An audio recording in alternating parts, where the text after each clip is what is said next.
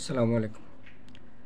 ভারত যতই ষড়যন্ত্র করুক, আমরা প্রস্তুত আছি ভারতের সাথে যুদ্ধ করার জন্য। ভারত ৭১-এ যখন পাকিস্তানের সাথে বাংলাদেশের যুদ্ধ হয়, তখন ভারত বাংলাদেশকে উপকার করছে। কেমন উপকার করছে? উপকারের প্রতিদান তারা নিয়ে গেছে। তৎকালীন সময় তারা পুরা কলকাতা শহরটা ছিল বাংলাদেশের।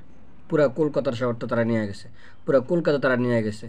এরপরে বিগত ১৬ বছর যাবৎ স্বৈরাচার সরকার ক্ষমতা থাকা অবস্থায় ভারত এই সিলেটের অল্প অল্প অল্প অল্প করে সমস্ত জায়গা, পর্যটক যেখানে ঘুরতে যায় সমস্ত জায়গাগুলো ভারত দখল করে নিয়ে গেছে।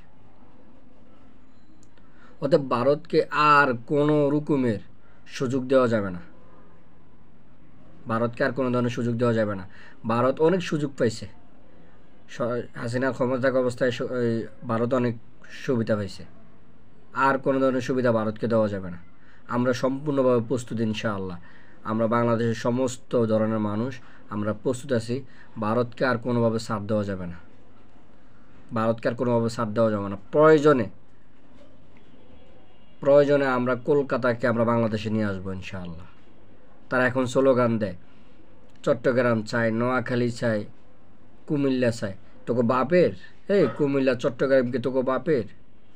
হ্যাঁ, আমরা বর্তমান যিনি প্রধান উপদেষ্টা ডক্টর মোহাম্মদ ইউনূস স্যার, আমরা বলতেছি আমরা বাংলাদেশের নাগরিক, প্রত্যেকটা নাগরিকের জায়গা থেকে, প্রত্যেকটা মানুষের জায়গা থেকে আমরা সবাই একদম প্রস্তুত আছি ভারতকে বাংলাদেশে আমরা,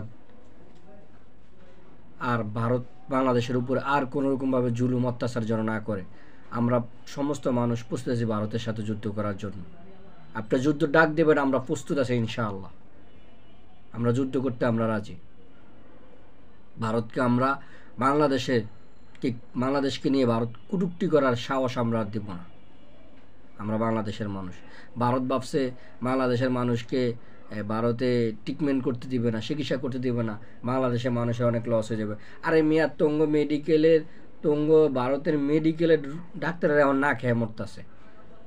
ভারতের যেই হোটেলগুলো আছে, হোটেলের স্টাফগুলো না খেয়ে মরতেছে। হোটেলের মহাজনেরা এখন না খেয়ে মরতেছে। কলকাতার পজিটিভ জায়গাগুলো না খেয়ে মরতেছে। কলকাতার হোটেলগুলো এখন না খেয়ে মরতেছে। বাঙালি যদি ভারতে ঘুরতে না যায়, বাঙালির কোনো ক্ষতি হইব না। তোমার দেশে যেই কয় টাকা দিয়ে ঘুরতে যাবো, আর কিছু টাকা বাড়াইয়া হেরা মনে করে যে ওই বিভিন্ন রাষ্ট্রে মালদ্বীপে যাইতে পারবো, ওই মালয়েশিয়া যাইতে পারবো, বিভিন্ন কান্ট্রিতে ঘুরতে যাইতে পারবো। কথা বোঝা নাই? ভারতে ঘুরতে না যেতে পারলে এমন কোনো লাভ হইব না। আমরা পাকিস্তানের সাথে বন্ধু ঘোষণা করব।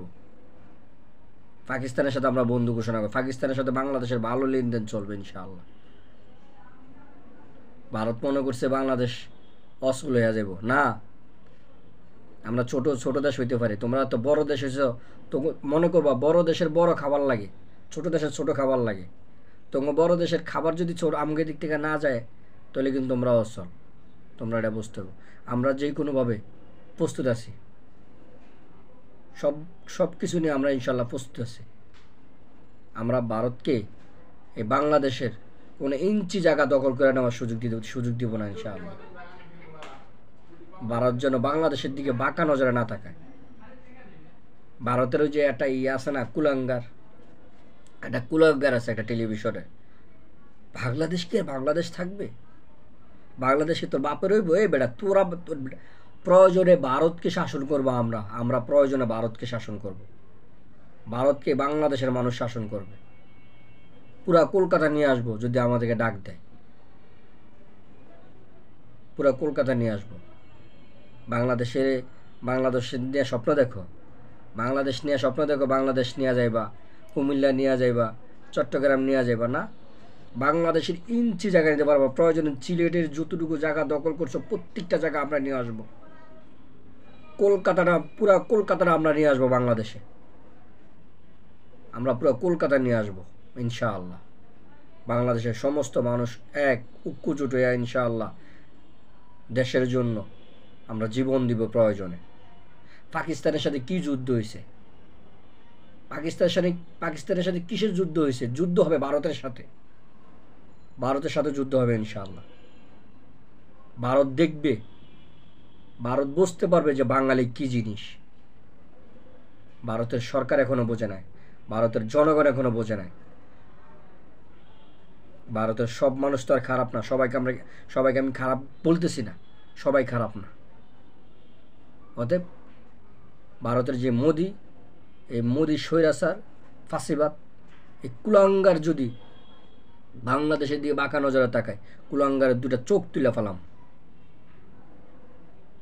আমরা চাইলে ভারতের হাই কমিশনার বাংলাদেশে আছে, ভারতের হাই কমিশনের উপরে হামলা করতে পারি না। আমরা তো বেয়াদব না, আমরা হামলা করব না। ভারতে মুসলমানদের উপরে হামলা করতেছে, মসজিদের উপরে হামলা করতেছে। মাইকে আজান দিতে পারে না মসজিদের ভিতরে, মুসল্লিরা নামাজ পড়তে পারে না মসজিদের ভিতরে। আমরা কি বাংলাদেশে কোনো মন্দির উপরে যে হামলা করছি? আমরা কি কোনো বাংলাদেশে মন্দিরে পূজা করার সময় আমরা হামলা করছি? আমরা কাপড়ে আক্রমণ করছি? বাংলাদেশের কোনো বাংলাদেশের সংখ্যালঘু যারা আছে তারা কেউ বলতে পারবে না যে বাংলাদেশের মুসলমান তাদের উপর আক্রমণ করছে। বরঞ্চ এই ভারতের হলুদ মিডিয়াগুলা এগুলা অপবাদ ছড়াইতেছে, মিথ্যা কথা ছড়াইতেছে বাংলাদেশের উপরে। বাংলাদেশি কোনো হিন্দু যদি ভারতে থাকে, এদেরকে ধরে ধরে বলে যে তোমার বাড়িঘর হামলা করতেছে, তোমাদের মন্দির উপর হামলা করতেছে। বরঞ্চ ভারতের যে হিন্দুরা আছে কলকাতায়, এই ভারতের হিন্দুদের কাছে এই ভারতের মিডিয়ারা যাইয়া বলতেছে যে তোমাদের উপর হামলা করতে, তুমি বাঙালি স্বীকার করো, তুমি বাঙালি বলো, তুমি বাঙালি বললে মানুষ দেখতে পারবে হয় এটা বাঙালি হিন্দু। মিথ্যা কথা সরে তার কাছ থেকে জোরপূর্বভাবে তারা বলতেছে বলো তোমার ফ্যামিলির উপরে আক্রমণ হয়েছে, হিন্দুদের বাড়িঘরের উপরে আক্রমণ হয়েছে। না, অফকোর্স কোনো হিন্দুদের বাড়ির উপরে আক্রমণ হয় না, হিন্দুদের মন্দির উপরে আক্রমণ হয় না। এই ইসকন বাংলাদেশে গঠন করছে, ইসকনের সম্পূর্ণ দায়িত্ব নিয়েছিল ভারত সরকার। ভারত সরকারের টাকা দিত, ইসকন দল সংগঠন চালাইতো। ইসকনের সদস্যরা আমাদের বাংলাদেশের সাইফুল ইসলাম আলিফ মাহমুদকে হত্যা করছে, আইনজীবী সাইফুল ইসলাম আলিফ মাহমুদকে হত্যা করছে। আমরা পারতাম না বাংলাদেশের হিন্দুদেরকেও মাইরা ফেলাইতে? আমরা পারতাম না বাংলাদেশের হিন্দুদের মন্দির উপরে আক্রমণ করতে? আমরা করছি? আমরা করি নাই। আমরা তোরা উগ্রবাদী নই। আমাদের দেশের আলিম ওলামারা বলছে আপনারা শান্ত থাকুন, আমরা সাধারণ মানুষ শান্ত আছি।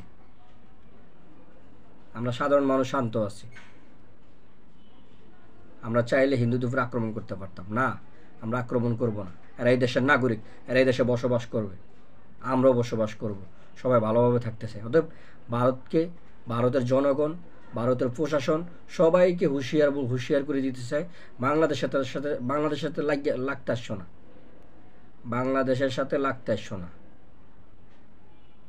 আমরা যদি খেপি তাহলে ইনশাল্লাহ কলকাতায় নিয়ে আসবো, যদি মাঠে নামি ইনশাল্লাহ কলকাতা নিয়ে আসবো আমরা। আর এই সাইফুল ইসলাম আলিফ মাহমুদকে হত্যা করছে ইসকনের সদস্যরা, এর বিচারও বাংলার মাটিতে হবে ইনশাআল্লাহ, এর বিচারও বাংলার মাটিতে হবে।